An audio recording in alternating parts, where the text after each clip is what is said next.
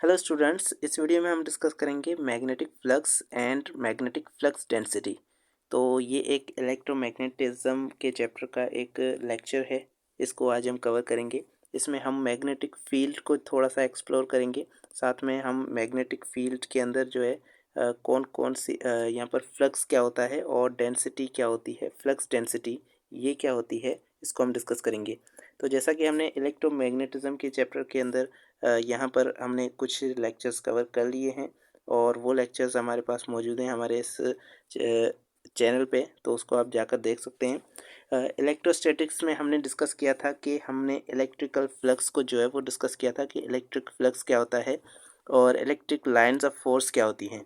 यहाँ पर हमारे पास सेम जो है वो कहानी है कि जैसे हमारे पास इलेक्ट्रिक लाइंस ऑफ फोर्स होती हैं जो एक चार्ज से ओरिजिनेट होती हैं, वैसे ही हमारे पास एक मैग्नेट से क्या ओरिजिनेट होती हैं, मैग्नेटिक लाइंस। इन्हें हम मैग्नेटिक लाइंस कहते हैं या फिर मैग्नेटिक लाइंस ऑफ इंडक्शन कहते हैं।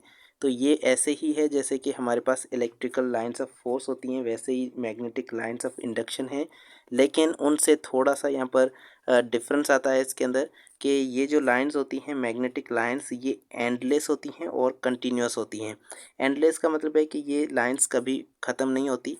अगर आप एक मैग्नेट को देखेंगे तो यहाँ पर क्या होगा कि ये हमारे पास सपोज़ एक मैग्नेट है। इस मैग्नेट के अंदर एक एंड से ये लाइंस आ रही होंगी और दूसरे एंड से फिर से ये लाइन एंटर हो रही होंगी। मतलब कि ये लाइन कभी भी ख़त्म नहीं होती, बल्कि ये लाइन हमेशा चलती रहती हैं। एक एंड से ये अंदर जाती हैं मैग्नेट के अंदर, दूसरे एंड से फिर से ये बाहर निकलती हैं। तो ये लाइन एंडलेस हो गई, मतलब कि इसका कोई एंड नहीं है और ये कंटिन्यूस होती हैं। ये लाइन्स हमेशा चलती रहती हैं। अगर आप एक करंट को देखेंगे तो करंट के अंदर क्या होगा, यहाँ पर ये सर्कुलर लाइंस होंगी और ये सर्कुलर लाइंस इस तरह से मौजूद होंगी। मतलब कि ये इनका भी कोई एंड नहीं होगा, कहीं पर भी ये लाइन ख़त्म नहीं हो रही होंगी। तो इस तरह से ये हमारे पास लाइंस क्या कहलाती हैं, मैग्नेटिक लाइंस या फिर मैग्नेटिक लाइंस ऑफ इंडक्शन। अब यहाँ पर हम देखने वाले हैं कि मैग्नेटिक फील्ड जो है वो किस तरह से बनती है और किस तरह से हम मैग्नेटिक फील्ड को शो करते हैं। तो यहाँ पर जो एक इलस्ट्रेशन है, आपकी बुक के अंदर भी कुछ आपके पास पिक्चर्स होंगी जो आप देख सकते हैं। और अगर आपको वहाँ पर देखनी है कि किस तरह से मैग्नेटिक फील्ड बनती है डिफरेंट कॉन्फ़िगरेशन के अंदर, अगर आप एक स्ट्रेट वायर को देखें तो यहाँ पर ये स्ट्रेट वायर है और ये इसके अंदर अगर करंट फ्लो करेगा एक डायरेक्शन के अंदर, सपोज़ ये करंट इस डायरेक्शन के अंदर जा रहा है, तो इसकी वजह से यहाँ पर मैग्नेटिक फील्ड बनेगी। और वो कैसी होगी, वो यहाँ पर परपेंडिकुलर होगी प्लेन पे ऑन द वायर। वायर के परपेंडिकुलर एक प्लेन होगा। सपोज़ ये वायर है आपके पास और यहाँ पर इसके परपेंडिकुलर प्लेन पे जो है ये मैग्नेटिक फील्ड इस तरह से आपको शो हो रही होगी। तो इस तरह से ये एक प्लेन पर जो है ये मैग्नेटिक फील्ड बनेगी। अब यहाँ पर ये आप प्लेन अगर इमेजिन कर लें तो यहाँ पर क्या होगा, ये इस तरह से मैग्नेटिक फील्ड जो है वो मौजूद होगी। इसको आप यहाँ से भी देख सकते हैं। ये आपके पास जो है ये एक वायर है जिससे क्या करंट क्या फ्लो कर रहा है, करंट यहाँ से ये फ्लो कर रहा है और इसके यहाँ पर आसपास क्या बन रही है, ये मैग्नेटिक फील्ड जो है वो बन रही है। तो यहाँ पर मैग्नेटिक फील्ड का डायरेक्शन भी आप देख सकते हैं। These lines are concentric circles. ये जो लाइंस होंगी ये क्या हैं, एक तरह के सर्कल्स होंगे जिनका सेंटर क्या होगा, एक होगा। कंसेंट्रिक सर्कल जो है वो यहाँ पर मौजूद होंगे। मतलब कि एक अगर आपके पास वायर है तो उसके आसपास जो है ये सर्कल्स के फॉर्म में ये मैग्नेटिक फील्ड बनेगी। उन सभी सर्कल्स का सेंटर क्या होगा, वो वायर होगी। वो खुद वो वायर जो है वो सेंटर होगी उन सर्कल्स का। तो यहाँ पर बहुत सारे सर्कल्स बनने वाले हैं और ये सर्कल क्या होंगे, मैग्नेटिक फील्ड लाइन्स होंगी।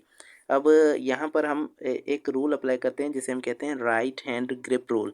अब इससे हम क्या फाइंड कर सकते हैं, इससे हम मैग्नेटिक फील्ड का जो डायरेक्शन है वो फाइंड करते हैं कि अगर हमारे पास करंट जो है वो एक डायरेक्शन के अंदर अगर फ्लो कर रहा है तो उस पर मैग्नेटिक फील्ड का डायरेक्शन क्या होगा, या तो वो क्लॉकवाइज होगा या तो वो एंटी क्लॉकवाइज होगा। ये सपोज़ यहाँ पर ये क्लॉकवाइज डायरेक्शन है और यहाँ पर हमारे पास दूसरा है डायरेक्शन एंटी क्लॉकवाइज। तो वो किस तरह से यहाँ पर डायरेक्शन क्या होगा इस फील्ड का, वो यहाँ पर हम सीखने वाले हैं with the help of right hand rule. Right hand rule जो है वो कहता है कि आप अपना राइट हैंड जो है वो यूज़ करेंगे। यहाँ पर अपना राइट हैंड जो है आप लेकर आएँ सामने और उसको पुट कर दें उस डायरेक्शन के अंदर जिस डायरेक्शन के अंदर वायर है। वायर के डायरेक्शन के अंदर अपने हाथ को आप पुट करेंगे और अपने इस थंब को जो है उस डायरेक्शन के अंदर लाएंगे जिस डायरेक्शन के अंदर करंट फ्लो कर रहा है। तो सपोज़ यहाँ पर करंट जो है ये अपवर्ड फ्लो कर रहा है, तो आप हाथ का जो ये थंब है ये अपवर्ड रख देंगे। तो जब आप ये थंब अपवर्ड रखेंगे तो आप जो है अपनी फिंगर्स को देखेंगे तो ये फिंगर्स किस तरह से कर्व कर रही हैं, ये फिंगर्स का डायरेक्शन क्या हो रहा है, इस तरह से हो रहा है। तो इससे हाँ आप पता चल रहा है आपको कि जो मैग्नेटिक फील्ड का डायरेक्शन होगा वो किस तरह से होगा, वो इस तरह से होगा। यहाँ पर जो मैग्नेटिक फील्ड का डायरेक्शन होने वाला है वो एंटी क्लॉकवाइज होने वाला है। तो अगर यहाँ पर ये अपवर्ड हमारे पास यहाँ पर करंट जा रहा है तो इसकी मैग्नेटिक फील्ड किस तरह से बन रही है, एंटी क्लॉकवाइज बन रही है। और यहाँ से ये इस तरह से आ रही होगी, तो इस तरह से यहाँ पर एंटी क्लॉकवाइज फील्ड का डायरेक्शन है। लेकिन अगर यहाँ पर करंट अपोजिट डायरेक्शन के अंदर सपोज अगर फ्लो कर रहा है तो इसी हाथ को जो है हम उल्टा करके रखेंगे और ये थंब जो होगा इस थंब को हम डाउनवर्ड पुट करेंगे। तो अब यहाँ पर क्या होगा, जो फिंगर्स होंगी वो किस तरह से आएंगी, फिंगर्स जो है वो अपोजिट डायरेक्शन के अंदर इस तरह से आ जाएंगी। तो अगर फिंगर्स इस तरह से आएंगी तो यहाँ पर फील्ड का डायरेक्शन क्या हो जाएगा, ये इस तरह से हो जाएगा और यहाँ पर फील्ड का डायरेक्शन क्लॉकवाइज हो जाएगा। तो यहाँ पर क्लॉकवाइज तब आएगा जहाँ जब हमारे पास डाउनवर्ड करंट जा रहा है, और अगर अपवर्ड जा रहा है तो कौन सा होगा, हमारे पास एंटी क्लॉकवाइज जो है वो यहाँ पर फील्ड बनेगी। तो ये राइट हैंड रूल यहाँ पर आप यूज़ कर सकते हैं और इससे आप फाइंड कर सकते हैं करंट का फील्ड का डायरेक्शन क्या होगा। उसके बाद यहाँ पर फील्ड ड्यू टू यहाँ पर हमारे पास अगर दो वायर्स हैं और दोनों वायर्स के अंदर करंट फ्लो कर रहा है तो यहाँ पर हमारे पास दो कंडीशंस हो सकती हैं और इनके अंदर किस तरह से हमारे पास मैग्नेटिक फील्ड बनेगी उसको आप यहाँ पर देख सकते हैं। यहाँ पर हमारे पास जो करंट है वो क्या कर रहा है, वो अपोजिट डायरेक्शन के अंदर फ्लो कर रहा है। तो जब करंट अपोजिट डायरेक्शन के अंदर दो वायर्स के अंदर अपोजिट डायरेक्शन के अंदर फ्लो करता है तो यहाँ पर जो मैग्नेटिक फील्ड बनती है वो रिपल्सिव होती है, वो एक दूसरे को रिपेल करती है। इस मैग्नेटिक फील्ड का जो डायरेक्शन होगा वो यहाँ पर सपोज इस तरफ है तो इसका भी डायरेक्शन क्या होगा, इस तरफ होगा। दोनों का डायरेक्शन यहाँ पर क्या होगा, अपोजिट होगा। तो यहाँ पर ये आपस में क्या करने वाली है, रिपेल करेंगी और जिसकी वजह से यहाँ पर हमारे पास ये जो वायर्स हैं ये भी आपस में रिपेल करेंगी। उसके बाद अगर इसको देखें तो इनकी जो फील्ड होगी, अगर आपके पास एक ही डायरेक्शन के अंदर करंट क्या कर रहा है, फ्लो कर रहा है, तो इनकी जो यहाँ पर मैग्नेटिक फील्ड होगी वो दोनों की एडअप हो जाएगी और यहाँ पर जो है वो बड़ी मैग्नेटिक फील्ड आपको देखने को मिलेगी। और उसके बाद यहाँ पर आप देखें तो आपके पास जो बार मैग्नेट होता है, बार मैग्नेट जो है वो आप इस तरह के मैग्नेट को कहते हैं जिसके अंदर दो पोल मौजूद होते हैं, एक नॉर्थ पोल एक साउथ पोल। अब इसके अंदर की जो मैग्नेटिक फील्ड होती है वो यहाँ पर आप देख सकते हैं किस तरह से होगी कि यहाँ पर जो नॉर्थ पोल होगा वहाँ से ये सारी लाइन्स क्या हो रही हैं, निकल रही हैं, वहाँ से लाइन्स निकलेंगी और ये सारी लाइन्स जाकर किसके अंदर जाएंगी, साउथ पोल के अंदर ये सारी लाइन्स क्या हो रही होंगी, इंटर हो रही होंगी। तो नॉर्थ पोल से लाइंस निकलती हैं और साउथ पोल से आकर लाइंस इंटर होती हैं और अंदर जो होगी वो इसके अंदर बहुत सारी लाइंस जो है वो मौजूद होंगी मैग्नेट के अंदर। तो इस तरह से ये आपके पास जो है वो एक मैग्नेट होता है जिसके अंदर बार मैग्नेट के अंदर आपकी जो मैग्नेटिक फील्ड होती है वो इस तरह से होती है और ये ओरिजिनेट होती हैं नॉर्थ पोल से और ये साउथ पोल के अंदर ये लाइंस जो है वो जाके ख़त्म होती हैं, वहाँ से अंदर अंदर जाती हैं, वहाँ से इंटर होती हैं मैग्नेट के अंदर। तो ये हमारे पास थी पूरी मैग्नेटिक फील्ड जिसको हमने एक्सप्लोर किया कि किस तरह से ये मैग्नेटिक फील्ड जो है वो मौजूद होती है। अब हम देखते हैं मैग्नेटिक फ्लक्स को कि मैग्नेटिक फ्लक्स क्या है। जैसे हमने इलेक्ट्रिकल फ्लक्स पढ़ा था वैसे ही हमारे पास मैग्नेटिक फ्लक्स होता है। जब भी आप लाइंस के बीच में कोई सरफेस जो है वो पुट करते हैं तो वहाँ पर एक मैग्नेटिक फ्लक्स बनता है कि उस सरफेस के अंदर से कितनी लाइंस जो है वो पास कर रही हैं, इसे हम कहते हैं मैग्नेटिक फ्लक्स। और ये मैग्नेटिक फ्लक्स जो होता है ये हम जैसे हमारे पास इलेक्ट्रिकल फ्लक्स को हम फाइंड करते हैं कैसे, ई डॉट डेल्टा ए से यहाँ पर एरिया और हम इलेक्ट्रिकल फील्ड को मल्टीप्लाई करते हैं। तो यहाँ पर भी हमारे पास वही कंडीशन होगी कि यहाँ पर सिर्फ इलेक्ट्रिकल फील्ड की जगह हम मैग्नेटिक फील्ड को रखेंगे, बाकी डेल्टा ए हमारे पास सेम होगा। और कभी कभी यहाँ पर हमारे पास डेल्टा ए की जगह पे हमारे पास लेंथ का एलिमेंट आता है और वो लेंथ का वो एलिमेंट जो कि मैग्नेटिक फील्ड के डायरेक्शन के अंदर है। तो उसको हम आगे देखेंगे, एम्पियर्स लॉ के अंदर उसको ज़्यादा एक्सप्लोर करेंगे। यहाँ पर आप मैग्नेटिक फ्लक्स वो पढ़ रहे हैं जो कि हमारे पास एरिया के फॉर्म में है।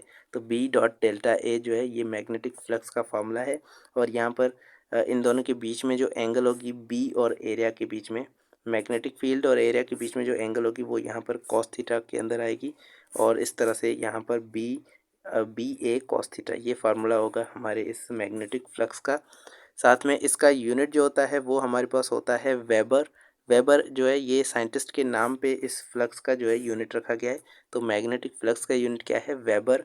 और अगर आप देखें कि फ्लक्स डेंसिटी क्या है, तो फ्लक्स डेंसिटी हमारे पास मौजूद होती है flux per unit area. Flux per unit area जो है ये फ्लक्स डेंसिटी कहलाती है। तो यहाँ पर अगर हम जो है वो मैग्नेटिक फ्लक्स को एरिया से डिवाइड कर दें तो हमारे पास मिल जाएगी हमें फ्लक्स डेंसिटी। और फ्लक्स डेंसिटी किसके बराबर होती है? मैग्नेटिक फील्ड के बराबर होती है। तो जैसे कि हमारे पास इलेक्ट्रिकल इंटेंसिटी, जो इलेक्ट्रिकल फ्लक्स होता है वो उसकी डेंसिटी इलेक्ट्रिकल इंटेंसिटी को शो करती है, वैसे ही यहाँ पर मैग्नेटिक फ्लक्स की जो डेंसिटी है वो मैग्नेटिक फील्ड को शो करेगी। तो इस तरह से मैग्नेटिक फील्ड की डेंसिटी क्या होगी? वो यहाँ पर मैग्नेटिक फ्लक्स की डेंसिटी मैग्नेटिक फील्ड को शो करने वाली है। और इस तरह से हम जो है मैग्नेटिक फ्लक्स को जब एरिया से डिवाइड करेंगे तो हमारे पास क्या बनेगा? मैग्नेटिक फील्ड बनेगी। और यहाँ पर बी जो है ये हमें मिल जाएगी। अब इस बी का जो है एक नया यूनिट यहाँ पर हमें मिलेगा। जैसे कि हमने बी का यूनिट पहले क्या पढ़ा है, हमारे पास टेस्ला जो है ये यूनिट होता है हमारे पास मैग्नेटिक फील्ड का। तो मैग्नेटिक फील्ड का जो यूनिट होता है वो टेस्ला होता है, लेकिन यहाँ से हम एक और यूनिट बना सकते हैं जो कि यहाँ पर फ्लक्स का यूनिट है वेबर। और यहाँ एरिया का यूनिट जो है वो मीटर स्क्वायर है। तो यहाँ पर जो बनेगा वो वेबर पर मीटर स्क्वायर यूनिट बन जाएगा इस मैग्नेटिक फील्ड का। तो मैग्नेटिक फील्ड का एक और यूनिट है वेबर पर मीटर स्क्वायर। ये बात आपने याद रखनी है। वेबर पर मीटर को इस तरह से भी लिखा जाता है। तो इस तरह से ये दूसरा यूनिट है, another unit of B magnetic field. तो ये था आज का लेक्चर।